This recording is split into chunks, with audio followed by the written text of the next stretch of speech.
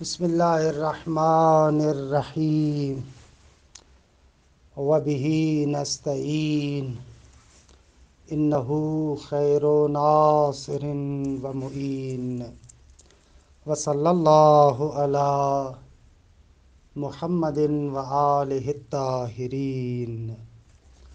الحمدللہ ہماری گفتگو جواہر البلاغہ میں خبر کے بارے میں تھی۔ دو مباحث آپ کی خدمت میں عرض ہوئے۔ مبحث ثالث مدلول خبر کے بیان میں ہے۔ مدلول یعنی محتوا، مطلب۔ خبر کا مدلول، محتوا اور مفہوم کیا ہوتا ہے؟ کہ یہاں پر میں آغاز میں فقط جواہر البلاغہ کے مطالب کی توضیح عرض کرتا ہوں اور پھر آہستہ آہستہ ان مباحث کے پیچھے چھپے ہوئے چند نکات کی طرف بھی اشارہ کروں گا کہ یہ بھی بہت ہی اہم بحث ہے۔ کہاں پر جملہ خبریہ فعلیہ ہونا چاہیے، کہاں پر اسمیہ ہونا چاہیے، فعلیہ کا کون سا رول اور کردار ہے، اسمیہ کا کون سا رول اور کردار ہے، کہ بہرحال پہلے میں جواہر البلاغہ کے مطالب کی توضیح دیتا ہوں، بعد میں ایک آدھ نقطے کی طرف اشارہ کروں گا۔ آئیں کتاب کی طرف۔ المبحث الثالث فی مدلول الخبر۔ الجملۃ الخبریۃ قد تکون فعلیۃ وقد تکون اسمیہ۔ فرماتے ہیں کہ جملہ کبھی کبھار جملہ فعلیہ ہوتا ہے اور کبھی کبھار جملہ اسمیہ ہوتا ہے۔ جمہور نحات کے نزدیک جملے کے اسمیہ اور فعلیہ کا معیار یہ ہے کہ اول رکن کیا ہے۔ اگر اس جملہ فعلیہ کا پہلا رکن فعل ہے تو جملہ فعلیہ ہوگا۔ دقت کریں، پہلا رکن، نہ کہ پہلا کلمہ، پہلا رکن۔ مثلا کتب زیدن، پہلا رکن فعل ہے، جملہ فعلیہ ہوگا۔ ما یکتب زیدن، خب یہاں پر پہلا رکن یکتب فعل ہے، ما حرف ہے، یہ رکن نہیں ہے، لہذا یہ بھی فعلیہ ہوگا۔ یا زیدن رأیتو، اگرچہ زیدن ظاہر میں رأیتو پر مقدم ہے لیکن حقیقتاً مؤخر ہے، یہ بھی جملہ فعلیہ کہلائے گا۔ ان زید قام فاکرمہ، یہاں پر بھی پہلا رکن فعل ہے کہ ان شرطیہ فعل پر داخل ہوتا ہے، اور اگر پہلا رکن اسم ہو تو جملہ اسمیہ ہوگا۔ زید کاتب، یا ما شاعر زید، یا زید کتب، زید یکتب۔ پس پہلا رکن کیا ہے؟ مشہور یہی ہے، جمہور نحات کے نزدیک جملہ اسمیہ اور فعلیہ کا معیار یہ نقطہ ہے۔ اچھا، چاہے جملہ اسمیہ ہو یا فعلیہ ہو، اس نقطے کو بیان کرتا ہے کہ ایک شے دوسری شے کے لیے ثابت ہے، ایک شے دوسری شے کے ساتھ متصف ہے۔ درست ہے آقا؟ دیکھیں، الجملۃ الخبریہ قد تکون فعلیۃ وقد تکون اسمیہ۔ کبھی کبھار جملہ خبریہ فعلیہ ہوتا ہے یا اسمیہ ہوتا ہے۔ معیار بتایا، ملاک اول رکن ہے۔ فل اولا یعنی جملہ فعلیہ ہے یا ما ترکبت من فعل و فاعل او من فعل و نائب فاعل۔ انہوں نے موارد کے اعتبار سے وضاحت کی۔ میں نے عرض کیا کہ ایک کلمے میں کہیں کہ اولین رکن اگر فعل ہے تو جملہ فعلیہ۔ اچھا، جملہ فعلیہ وَهِيَ لِإِفَادَةِ الْحُدُوثِ فی زمن معین. خوب اس کا معنی کیا ہے؟ فرماتے ہیں کہ جملہ فعلیہ حدوث کا افادہ کرتا ہے. آگا دو کلمات ہیں، ایک ہے حدوث اور ایک ہے ثبوت. ان دونوں کو سمجھیں. حدوث کسے کہتے ہیں، ثبوت کسے کہتے ہیں؟ ادبیات میں اکثر آپ یہ دونوں کلمات سنتے ہیں، لیکن جو معنی کا حق ہے وہ ادا نہیں ہوتا. حادث کے لیے کہتے ہیں کہ جو وقتی ہو، اور ثابت کے لیے کہتے ہیں جو ہمیشہ ہو. نہ آگا، حدوث اور ثبوت کا معنی یہ نہیں ہے. میں دو مثالوں کے ذریعے سے حدوث اور ثبوت کو سمجھانا چاہتا ہوں. ایک مرتبہ آپ کہتے ہیں کہ ذهب زید،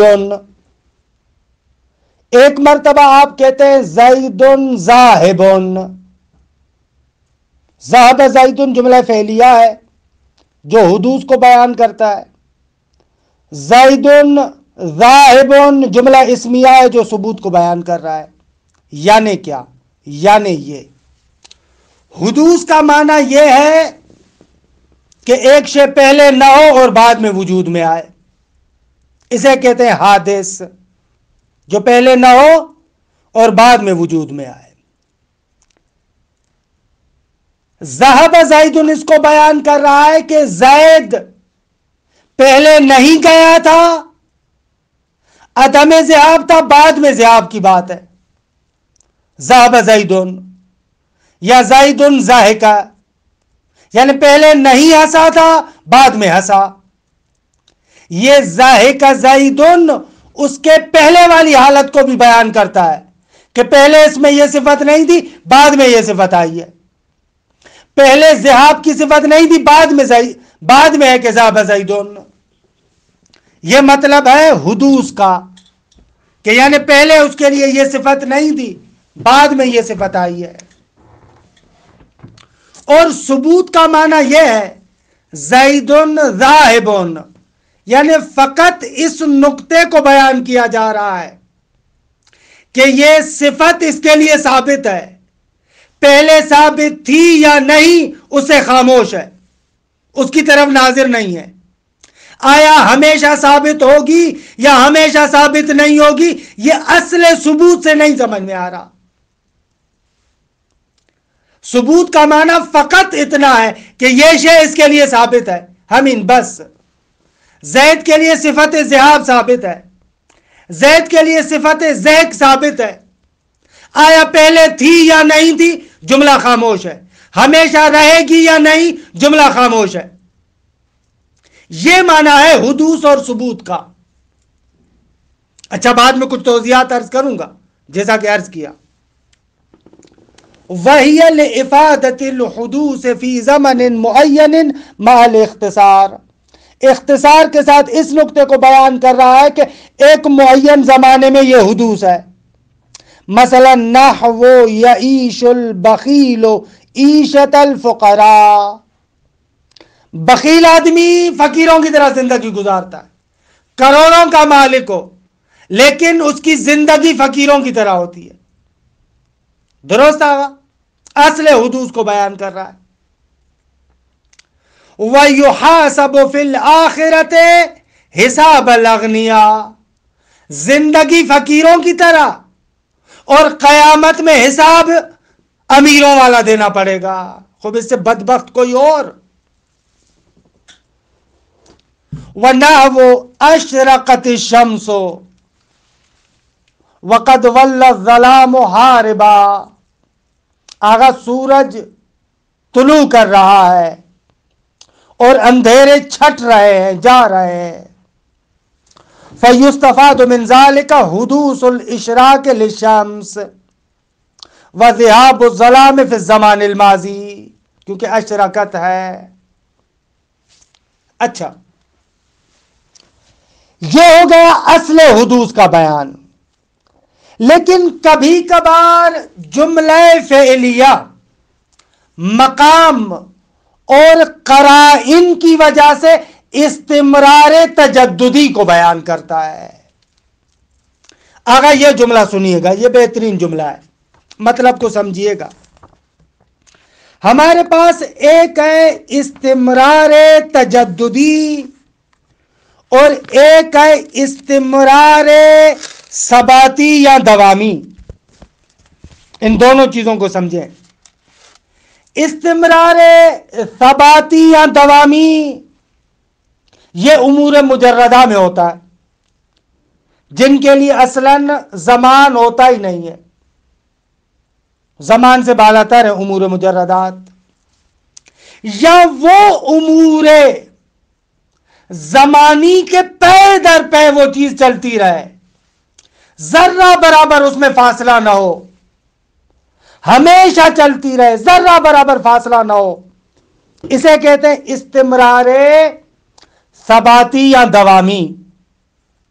اس کے مقابلے میں استمرار تجددی.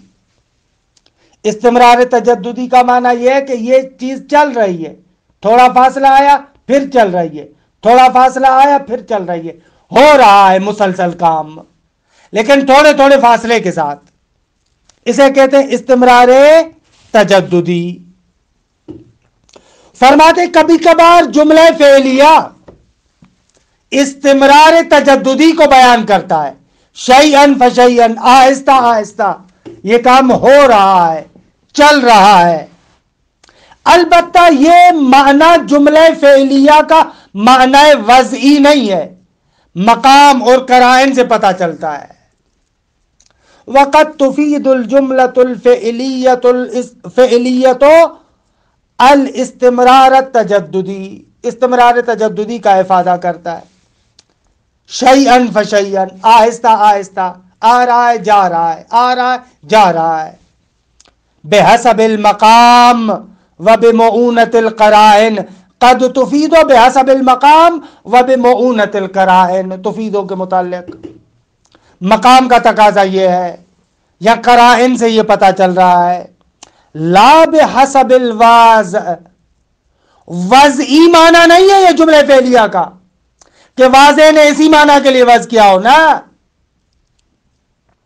بشرط ان یکون الفعل مضارعا. اس شرط کے ساتھ کہ اس کا فعل کیا ہو, مضارع ہو. نحو قول المتنبی. متنبی کا شعر تدبر شرق الارض والغرب کفہ. بادشاہ کی تعریف کر رہا ہے, کہہ رہا ہے کہ مشرق اور مغرب اس کی تدبیر اس کا ہاتھ کر رہا ہے. وَلَيْسَ لَهَا يَوْمًا عَنِ الْمَجْدِ شَاغِلُ. اور کوئی بھی دن ایسا نہیں ہے کہ مجد اور شرافت سے کوئی اور چیز آ کر اس کو مشغول کر دے, یعنی اس میں مشغول ہو جائے اور وہ اپنے مجد اور کرامت کو نہ دکھائے. نہ وَلَيْسَ لَهَا عَنِ الْمَجْدِ شَاغِلُ. اب یہاں پر کیا ہے, مقام مد ہے. خوب مقام مد کا تقاضا یہ ہے کہ یہ تدبیر استمرار کے ساتھ ہونی چاہیے. اگر ایک مرتبہ اس نے شرق و عرض کی تدبیر کر دی تو اس میں کیا بڑی بات ہے. مد کا تقاضا یہ کہ یہاں پر استمرار ہو, تو دبر ہو یعنی کرتا رہتا ہے. فقرینۃ المد تدل علی ان تدبیر الممالک دیدنہ. یعنی اس کی عادت ہے, ملکوں کی تدبیر کرنا اس کی عادت ہے. وشأنہ المستمر. ہمیشہ والی اس کی صفت ہے کہ الذی لا یحید عنہ, کہ جس سے وہ جدا نہیں ہوتا. ویتجدد آنا فآنا. لمحہ بلمحہ اس کی تدبیر چل رہی ہے. کہ پس اگر مقام ایسا ہو تو وہ اس کو بیان کرتا ہے. یا مثلا سورہ قدر کے بارے میں ایک بحث ہے مفسرین کے درمیان کہ لیلۃ القدر فقط پیغمبر کے زمان کے ساتھ مخصوص تھی یا تا روز قیامت ہمیشہ اس نے باقی رہنا ہے. تو یہاں پر تفسیر المیزان میں دیکھیے گا ایک خوبصورت استفادہ, تنزل الملائکۃ والروح.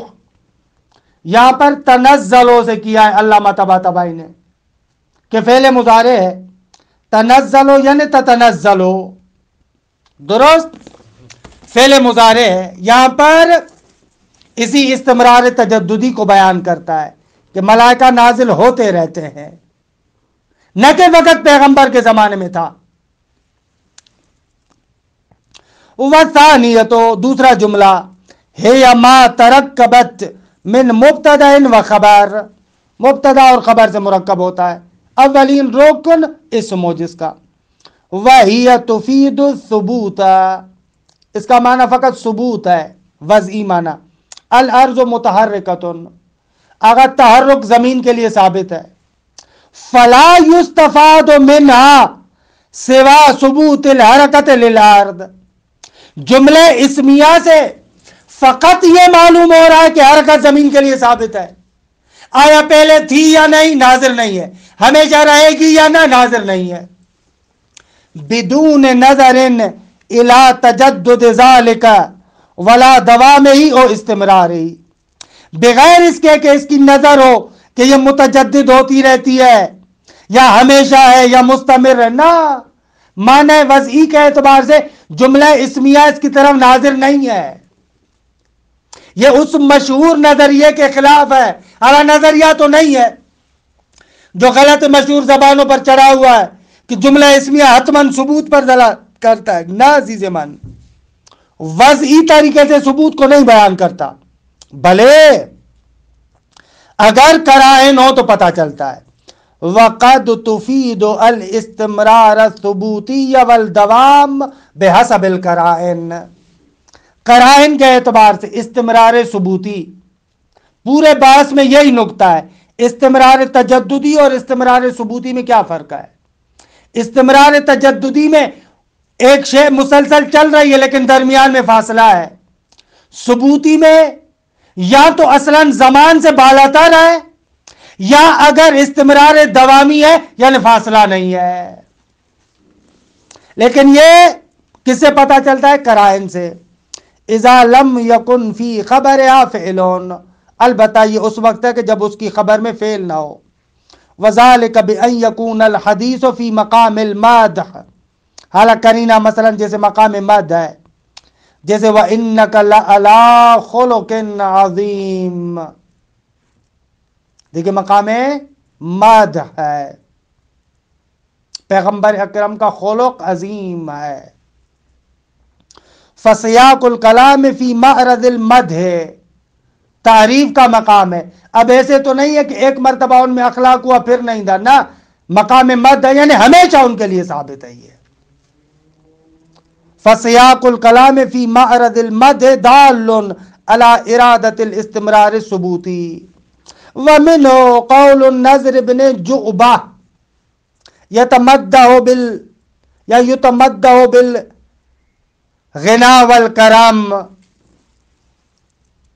یا یتمدح، جو تعریف ہو رہی ہے اس کی غنا اور کرم کے اعتبار سے، ایسے کہہ رہا ہے یتمدح یا یتمدح، وہ اگر مجہول پڑھے یعنی نضر بن جعبہ کہ جو غنا اور کرم کہ غنی ہے کریم ہے اس کے ساتھ اس کی مد ہو رہی ہے نا، یعنی کریم بندہ ہے، وہ کیا کہہ رہا ہے؟ لا یألف الدرہم المضروب سرتنا لیکن یمر علیہ وہو منطلق، کہہ رہا ہے کہ جو نقش دار درہم ہے وہ ہماری پوٹلی میں باقی نہیں رہتے، سرہ یعنی وہ پوٹلی کہ جس میں وہ درہم رکھتے تھے، آج کل کے زمانے میں یعنی جیب، بھائی ہماری جیب اور پیسوں میں کوئی الفت نہیں ہے، رکتا ہی نہیں ہے، فوراً وہاں سے نکل جاتے ہیں، یعنی میں غنی آدمی ہوں، کریم ہوں، سخی ہوں، بخیل نہیں ہوں کہ پیسوں کو جیب میں روک دے تاکہ جیب میں اور پیسوں میں الفت ہو جائے، کہہ رہا ہے نا، لا یألف الدرہم المضروب سرتنا لیکن یمر علیہ وہو منطلق، شاید مثال وہو منطلق یہاں پر ہے، لیکن اس جیب پر، اس سرہ پر، پوٹلی پر گزرتے رہتے ہیں، وَهُوَ مُنْطَلِقُ، در حالی کے کیا ہے، یعنی ایسے وہاں سے نکل رہا ہے جیسے مثلا تیر نکلتا ہے نا میان سے، ایسے درہم السرہ سے نکلتے رہتے ہیں. یرید ان دراہم لا ثبات لها فی السرہ ولا بقاء، کہتا ہے کہ بابا اس کے جو دراہم ہیں ان کو اس جیب میں اور پوٹلی میں کوئی ثبات نہیں ہے، بقا نہیں ہے. فَهِيَ دَائِمًا تَنْطَلِقُ مِنْهَا، یہ ہمیشہ اس جیب سے نکلتے رہتے ہیں. وَتَمْرُقُ مُرُوقَ السِّهَامِ مِنْ كِسِيِّهَا، اور ایسے نکلتے ہیں جیسے وہ جو تیر میان سے نکلتے ہیں.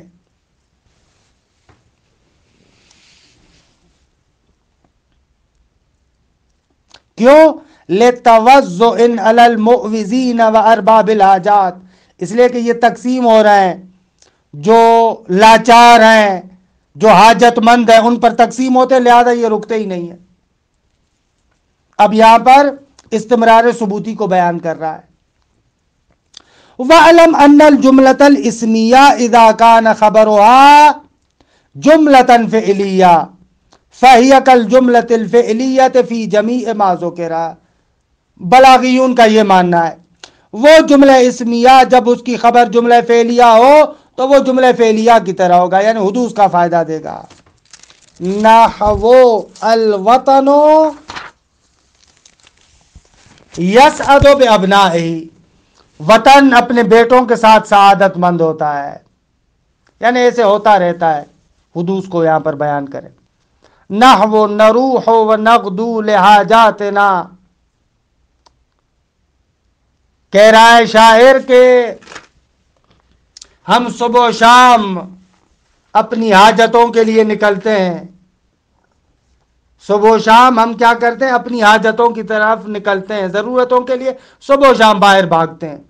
وحاجت من عاش لا تنقضی، اس بندے کی حاجت اور نیاز مندی کی طرح کہ جس کی زندگی ختم ہی نہیں ہو رہی. حاجت من عاش لا تنقضی. خوب، یہاں پر یہ لا تنقضی خبر حاجت ہے جو دلالت کر رہی ہے تجدد اور حدوث پر. اب الحمدللہ اس طریقے سے ہماری بحث یہاں پر تمام ہوتی ہے. یہاں پر تمرینات ہیں کہ ہمارا ایک دل چاہتا ہے ان تمرینوں کو بھی حل کرتے جائیں، دوسری طرف سے سوچتے ہیں کہ تمرین کا اصلاً فائدہ یہ ہوتا ہے کہ سامنے والا حل کرے، اگر ہم حل کروا لیں تو پھر وہ تمرین کیا رہی. لہذا ابھی تک تو اسی کشمکش میں ہے کہ تمرین کو حل کریں یا نہ کریں، ابھی تک تو نہیں کر رہے، لیکن اگر محسوس ہوا کہ نہ حل کرنی چاہیے تو پھر حل کر لیں گے. صلی اللہ علی محمد و آل بیتہ الطیبین الطاہرین.